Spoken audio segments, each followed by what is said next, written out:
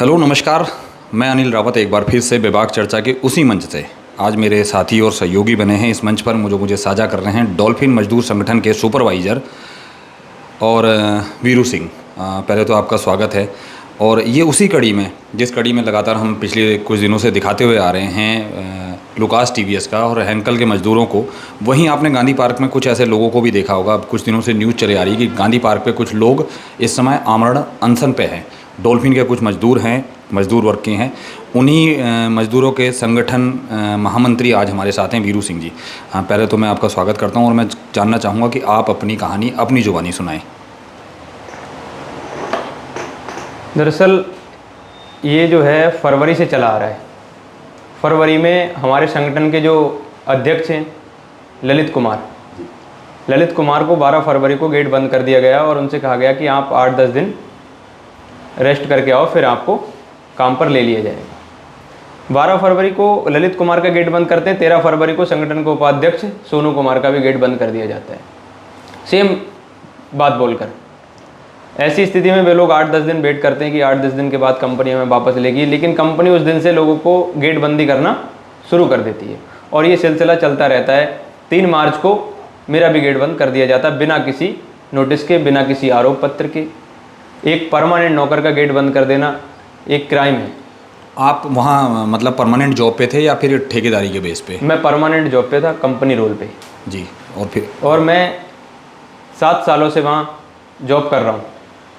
इन 7 सालों में आज तक मेरे खिलाफ कोई भी एक भी लिखित शिकायत नहीं कंपनी में दर्ज हुई, लेकिन 3 मार्च को मेरा गेट बंद कर दिया। अब 3 मार्च को गेट बंद कर देने के बाद मैंने सोचा कि 2-4-6 दिन के बाद हो सकता है कोई नोटिस मुझे भेजा जाए, लेकिन ऐसा कोई नोटिस नहीं आया। जब मैंने 6 अप्रैल को ललित कुमार और सोनू कुमार के साथ में एक लिखित शिकायत असिस्टेंट लेबर कमिश्नर के यहाँ लगाई। 6 अप्रैल को मैं शिकायत लगाता हूँ और 10 अप्रैल को मुझे एक नोटिस आता है जिसमें कहा जाता है कि कारण बताओ आप छुट्टी पर क्यों हो। मतलब आप ही को बाहर किया गया और छुट्टी का कारण भी आप ही से पूछा जाता है? हमसे ही पूछा जा रहा है। उसका स्पष्टीकरण दिया मैंने कि मैं छुट्टी पर नहीं हूँ, आपके द्वारा गेट बंद कर देने के कारण मैं कंपनी नहीं आ रहा हूँ। अगर आप इजाज़त दें तो मैं कल से कंपनी ज्वाइन करता हूँ। स्पष्टीकरण देने के बाद 16 अप्रैल को एक आदेश जारी किया जाता है जिसमें कहा जाता है कि आप पर आदतन छुट्टी करने का आरोप है और आपने 4 जनवरी 2024 को जो गैर कानूनी हड़ताल हुई थी वो आपने कराई थी। हाँ, ये मैंने एक बात अभी मैं इस बात पे आता हूँ कि आप पर एक आरोप है जनवरी में कि आपके द्वारा एक स्ट्राइक करवाई जाती है जिसका आरोप आप पर लगता है, तो उसके बारे में आपका क्या कहना है? उस पर तो मैं ये कहना चाहूँ, आरोप मैं काम करता हूँ सेक्टर 1 प्लॉट नंबर 9 में AMPP ऑटो के नाम से डॉल्फिन की एक यूनिट है जी उसमें। और स्ट्राइक जो हुई थी, हड़ताल जो हुई थी, वो हुई थी पार्ले चौक इंट्रा कंपनी के पास जी। मैं उस दिन ऑन ड्यूटी था। हाँ, तो फिर ये आरोप कैसा करके? फिर ये आरोप मुझ पर क्यों लगाया गया? ये तो आरोप सरासर बेबुनियाद और झूठा है जी। लेकिन इसके बारे में मैं एक चीज़ और कहना चाहता हूँ। अगर मुझ पे इतना संगीन आरोप था जी, ये तो बहुत बड़ा अपराध हुआ ना कि मैंने कंपनी में हड़ताल करा दी। जी जी जी जी। इतना संगीन आरोप होने के बाद मुझे तुरंत 5 जनवरी को आरोप पत्र क्यों नहीं दिया गया? हाँ, ये भी बात है। जैसे आप 3 जनवरी को मेरे ख्याल में आप भी बता रहे थे कि 4 जनवरी को ये स्ट्राइक थी, तो अगर उस मामले में आप लंबित थे तो आपको 5 जनवरी को उस मामले में कुछ ऑर्डर होता और उसके बाद आप पे कार्रवाई होती। फिर दूसरा आरोप इन्होंने लगाया कि 13 जनवरी को भी जो हड़ताल हुई थी वो आप उसमें इन्वॉल्व थे और आपने हड़ताल कराई। मैं 13 जनवरी को भी ड्यूटी पे था जी। वो भी मेरा गलत आरोप था। कहीं ऐसे तो नहीं कि महामंत्री के पद होने के नाते आपको उस मामले में इन्वॉल्व किया जा रहा हो? इसीलिए इन्वॉल्व किया जा रहा है ना, मुझे चिन्हित किया जा रहा है जी कि ये जो जितने भी लोग हैं यूनियन के, इनको जो है बाहर किया जाए। ओके। सिर्फ दोष भावना के तहत जी। 13 जनवरी को उन्होंने आरोप लगाया कि आपने कंपनी के मेन गेट को तोड़ने का प्रयास किया। ये तो बहुत ही संगीन अपराध हुआ। फिर तो वहाँ तो कैमरे वैमरे भी रहे होंगे? मैंने कहा कि आपके यहाँ CCTV कैमरे हैं जी। आप एक बार वीडियो दिखाइए जी। अगर मैंने गेट पे तोड़ने का प्रयास किया है तो मुझ पे FIR कराऊँ आप। ऐसा तो मतलब कोई CCTV फुटेज जारी नहीं है उसमें? CCTV लगे हैं जी, लेकिन वो वीडियो दिखा नहीं रहे। जब मैंने गेट तोड़ने का प्रयास किया तो वीडियो दिखाई जाए। अब 2 अपराध हो गए, एक तो 4 जनवरी को हो गया और एक 13 जनवरी को। इन 2 अपराधों के बाद भी मुझे कोई आरोप पत्र नहीं दिया गया, ना ही कोई नोटिस भेजा गया, ना मुझसे कहा गया कि आप पे ये जो है आरोप लगे हैं। इसके बाद मेरा जो है 3 मार्च को गेट बंद कर देते हैं, जी, बिना बताए, बिना बताए जी। ना किसी नोटिस ना कोई आरोप। मैं आपको एक चीज़ अभी भी मैंने लास्ट टाइम भी जो लोग मेरे साथ आए थे उन सबके साथ भी यही तरह की घटनाएं होती है कि किसी भी परमानेंट आदमी को जो रेगुलर टाइम से लगातार पिछले 5-7 साल से आप वहाँ जॉब कर रहे हो, रेगुलर आपका आना जाना होता होगा, आपकी एंट्री होती होगी अंदर जाते हुए, आपके बाहर आने पर भी एंट्री दर्ज होती होगी, ऐसी स्थिति में ऐसा कैसे हो सकता है कोई आदमी जब रेगुलर वहाँ जा रहा है तो अगले दिन उसे गेट से अंदर ही नहीं आने दिया जाता है? क्या सिक्योरिटी गार्ड रोक लेते हैं आप पे? उस तरीके से रोका गया था क्या आपको? मुझे सिक्योरिटी गार्ड ने बोला कि HR विभाग से सूचना आई कि आपको काम पर नहीं लेना है, आप अंदर नहीं जा सकते हैं। मैंने वहाँ से क्वेश्चन किया कि क्यों नहीं जा सकता हूँ मैं, मेरी एक बार बात कराओ। उन्होंने कहा आप बात फ़ोन कॉल के माध्यम से कर सकते हैं। जब मैं फ़ोन कॉल के माध्यम से HR हेड विनोद कुमार प्रजापति से बात करता हूँ तो वो कहते हैं कि आपके लिए हमारे पास काम नहीं है। ओके। मैंने पूछा सर क्यों नहीं है? इसका मेरे पास कोई जवाब नहीं है और मैं MD साहब से बात करता हूँ, प्रिंस धवन जी से। मैंने कहा सर प्रिंस धवन जी से एक बार बात कर लीजिए, मालिक हैं, मुझे जानते भी अच्छे से। उन्होंने बात की लेकिन उसका कोई रिस्पांस नहीं दिया। क्या आपकी डायरेक्ट मालिक से बात कभी हुई है इस मामले में? डायरेक्ट हुई थी मेरी बात। उनका क्या कहना था? उन्होंने कहा मैं कुछ नहीं कर सकता हूँ, जैसा कंपनी मैनेजमेंट तय करेगा वैसा ही होगा। ओके। तो फिर ये आप एक चीज़ और मैं पूछना चाहता हूँ कि आप तकरीबन मैंने सुना है कि 12 फरवरी से आप धरने पे हैं। हाँ। कितने लोग आप उस धरने पे थे पहले दिन? पहले 12 फरवरी को हम 3 लोगों का गेट बंद था जी। बाकी के लोग काम कर रहे थे जी। हम 3 लोग ही श्रम विभाग से जो है अपनी लड़ाई को लड़ रहे थे कि ये गेट जो हमारा बंद किया गया है ये इलीगल, गलत है। फिर इस लड़ाई को आगे चलते हुए उन्होंने एक एक करके सभी लोगों के गेट बंद करने शुरू किए। फिर ये 30 हो गए थे लगभग जी। 30 लोगों के होने के बाद इन्होंने क्या किया कि मार्च महीने के बाद स्थायी लोगों को अस्थायी करना शुरू कर दिया, उनको बिना बताए, जो परमानेंट थे। ये संख्या कितनी थी? ये संख्या तो परमानेंट वर्करों की हमारे 3000 संख्या थी जो उन्होंने अब जाके सारे के सारे अस्थायी कर दिए हैं। ये कैसे हो गया है फिर? मतलब कोई बाइलॉज और कोई लॉजिकली वो नहीं चल रहा है कि कोई मतलब रिक्रूटमेंट हो रहा है, कोई ऑन पेपर होगा इसमें कुछ, ये कैसे हो गया है? ये जो डॉल्फिन कंपनी है ये भारत की एकमात्र कंपनी है जो स्थायी नौकरी से अस्थायी कर रही है। ऐसा कोई कानून नहीं है। अगर ऐसा कोई कानून है तो मैंने ये क्वेश्चन किया है ALC साहब से, DLC साहब से और ADM साहब से भी कि ऐसा कोई कानून है या ऐसा कोई वे है जिस रास्ते के अनुसार परमानेंट नौकर को जो है अस्थायी कर सकते हैं, तो आप मुझे बताइए। तो उन्होंने भी ये कहा कि ऐसा कोई कानून है ही नहीं, आज तक हमने कहीं ऐसा सुना ही नहीं है कि किसी भी स्थायी नौकर को अस्थायी कर दिया जाए। लेकिन ये डॉल्फिन कंपनी ने जो किया ये बहुत ही घिनौना कृत्य है और इस पे हम रोक लगाएंगे, ये उन्होंने कहा था हमसे। तो फिर उस पर रोक लगी या नहीं लगी? आज तो मेरे ख्याल में संख्या है कम से कम 400-450 लोगों के तकरीबन पहुंच चुकी है।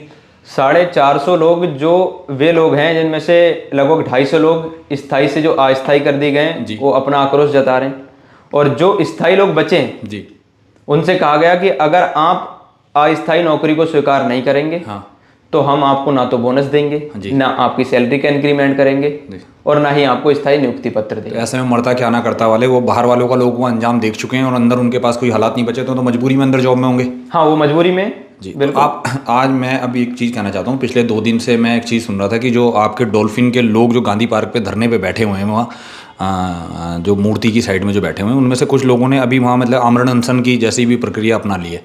तो इस मामले में फिर क्या कहना है, कहाँ देखते हैं आप फिर सब चीज़ों को? 28 अगस्त से पार्ले चौक पे हमारा जो धरना चल रहा था शांतिपूर्ण तरीके से, उस धरने को चलते हुए अब तक लगभग 57 दिन हो गए।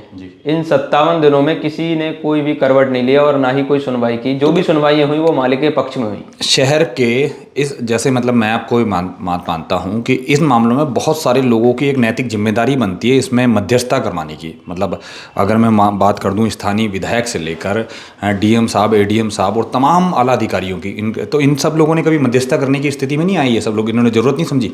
ADM DM इनको विधायक साहब को जो हमने एक लेटर दिया था जिसमें हमने कहा था कि जिला स्तरीय कमेटी गठित की जाए और जितनी भी कंपनियों की समस्याएं हैं एक एक करके सभी कंपनियों की समस्याओं को सॉर्ट आउट किया जाए। उस जिला स्तरीय कमेटी को गठित करवाने में हमें 1 महीना लग गया जी।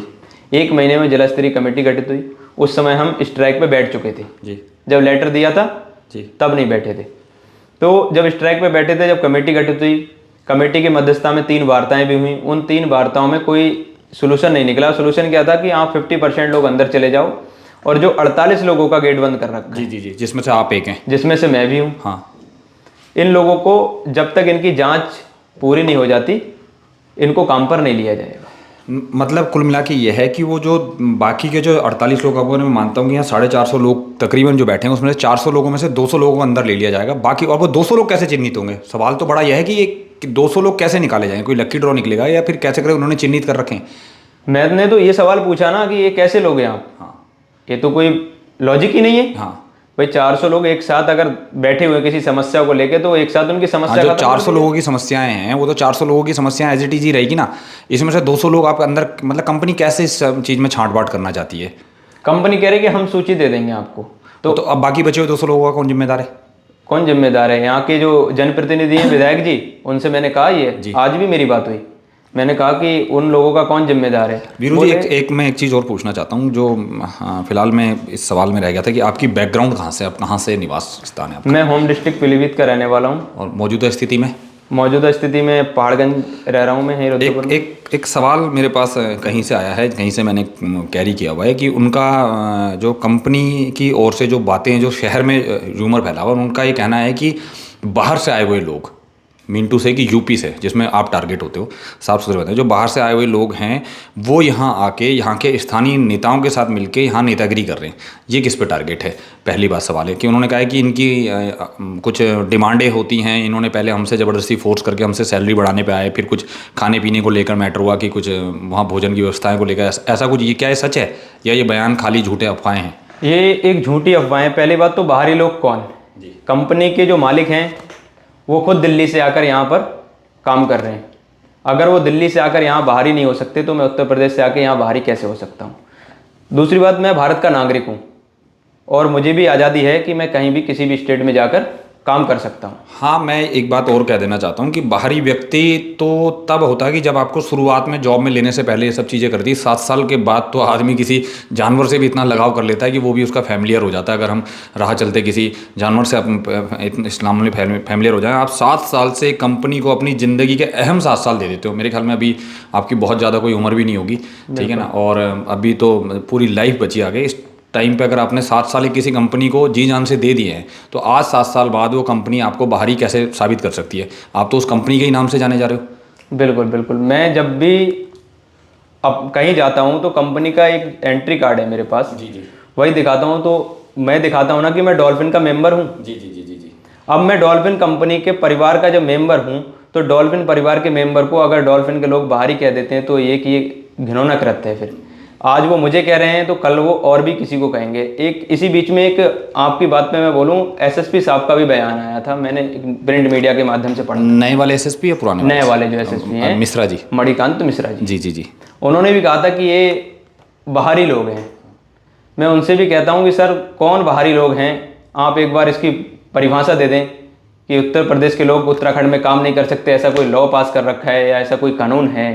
या फिर जर्मन की कंपनियां हैंकले जैसी आकर यहाँ पर रोजगार कर सकती हैं, लेकिन भारत के नागरिक यहाँ काम नहीं कर सकते, उनको बाहरी कहा जाएगा, ऐसा कुछ है? मैं आपकी और लाइन को और बड़ा कर देता हूँ। अगर इस तरह के बयान करने वाले लोग मेरी आवाज़ को सुन रहे हो, जब सिडकुल लगा था तब यहाँ के जो राज्य आंदोलनकारी लोग थे, जिनकी एक बड़ी लंबी फहरिस्त है, उन लोगों ने यहाँ पर एक लड़ाई लड़ी थी उत्तराखंड के लोगों को रोजगार दिलाने के लिए।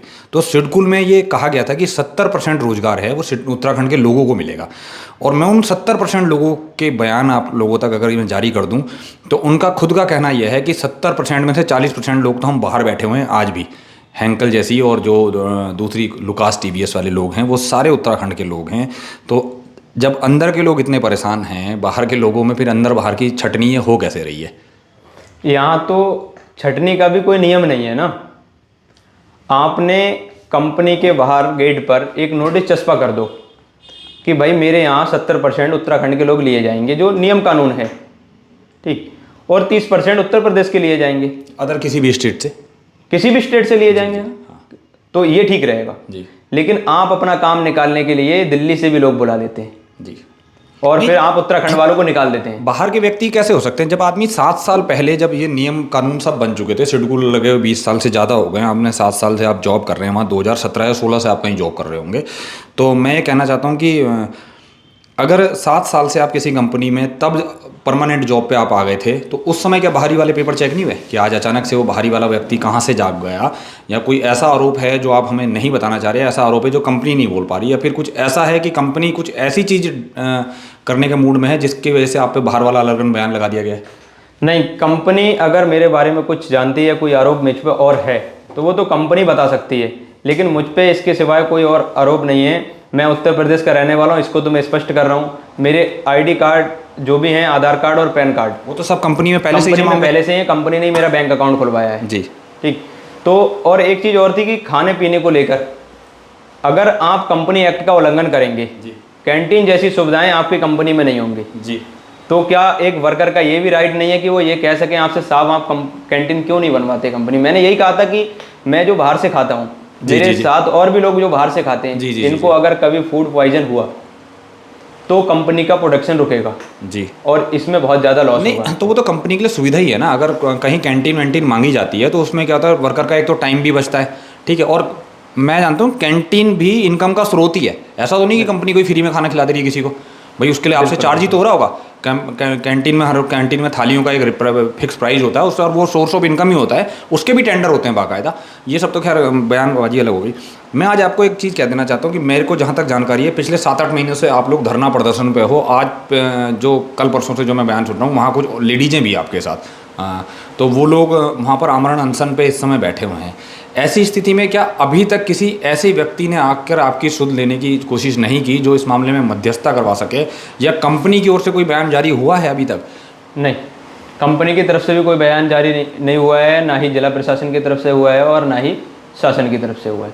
किधर से भी कोई भी बयान जारी नहीं हुआ है। बस वो ये कह रहे हैं कि जो 50% वाला जो समझौता कभी हुआ था जी, उस समझौते को तुम मान लो जी। वो समझौता जो मानने के योग्य ही नहीं है, उसको कैसे माना जाए? अब मैं आज आप कह भी देते हैं कि अगर कंपनी ये कह देती है कि ये मेरा पर्सनल बयान है, इसका डॉल्फिन के लोगों से कोई लेना देना नहीं। मैं मानता हूँ कि अगर मैं डॉल्फिन में हूँ और मैं 50% के लिए हामी भर देता हूँ, तो 50% लोग अभी जो वहाँ बैठे हैं वो कैसे चिन्हित होंगे? या तो कंपनी ने 50% लोग पहले से ही सेट कर रखें कि भाई हम, आप धरना छोड़ दो, हम आपको अंदर ले लेंगे, वो करते हैं, तो फिर बाकी बचे हुए 50% लोगों का क्या होगा? खैर, आज अब इस स्थिति पर आते हैं। मैंने एक चीज़ सुनी है कि आप लोगों का ये जो मैटर है पूरा, ये कहीं कोर्ट में भी है।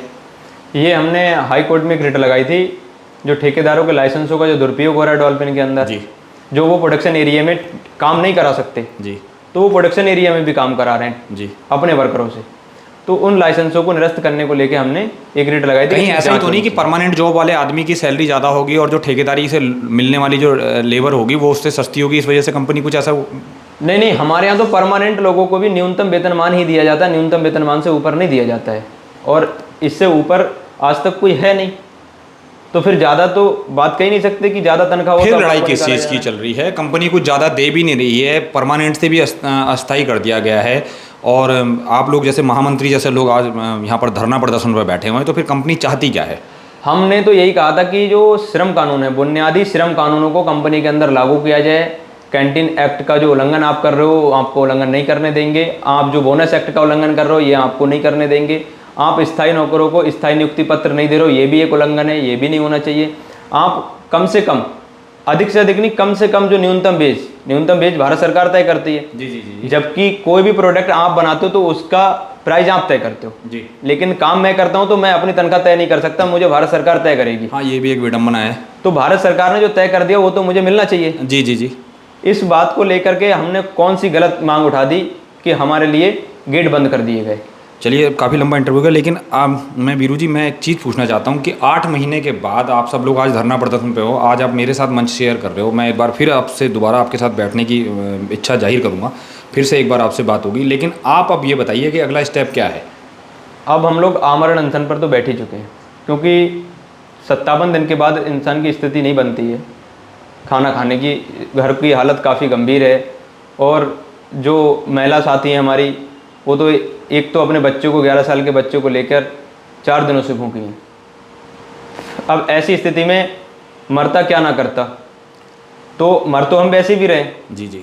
फिर हम आमरण अनशन पे बैठ गए कि जब तक समझौता नहीं होगा हम अनशन से नहीं हटेंगे, चाहे क्यों ना हमें अपनी जान गंवानी पड़े।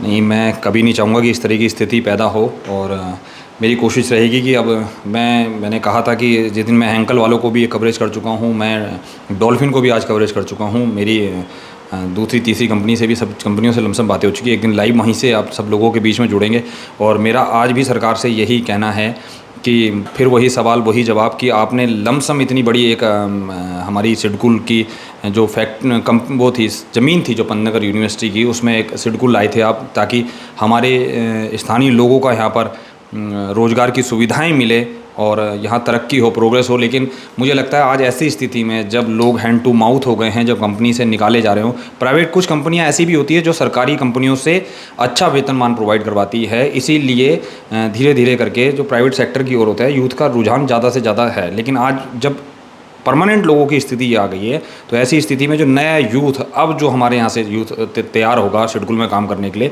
ये उनके लिए तो एक बहुत बड़ी उनकी भविष्य पर डायरेक्ट चोट है। तो ये थे मेरे साथ वीरू सिंह जी और मैं धन्यवाद अदा करता हूँ आपका और उम्मीद करता हूँ कि सरकार आपकी बातों को सुनेगी और बहुत जल्दी से जल्दी कोई ना कोई डिसीजन आप सब लोगों का निकलेगा। ठीक है, दिवाली की आगे पावन पर्व यहाँ पर है। मैं चाहता हूँ कि दिवाली से पहले एक छोटी सी बात और रह गई कि मैंने सुना है कि दिवाली के बाद कहीं आप लोगों के बीच में कोई वार्ता फिर से होने वाली है। ये आज विधायक जी ने कहा था कि अगर आप लोग पुराने समझौते को नहीं मानते हैं, ठीक, तो मैं तो दीपावली के बाद ही करा पाऊंगा, इससे पहले मैं कोई वार्ता नहीं करा सकता हूं, ऐसा कहा उन्होंने। मतलब अभी कुल मिला के ये मान लिया जाए कि दिवाली भी इसी तरीके से इन्हीं हालातों में गुजरनी है। और मैं ये भी बता देता हूँ कि कोई व्यक्ति जिसकी एक सीमित आय हो, वो पिछले 7-8 महीने से हैंड टू माउथ बैठा हुआ है, जॉब से बाहर चले गया, तमाम ज़माने के खर्चे हैं और परिवार है, दुख तकलीफ़ें हैं, ऐसी स्थिति में सरकार नहीं सुन रही, कंपनी नहीं सुन रही। और मुझे चाहिए कि कम से कम एटलीस्ट स्थानीय जो विधायक हैं माननीय शिव अरोड़ा जी, वो इस मामले में अपनी मध्यस्थता पे थोड़ा सा अपना कड़ा रुख इख्तियार करें और इन लोगों की बातों को सुने। और ये मैं विभाग चर्चा के मंच से अनिल रावत, धन्यवाद। धन्यवाद।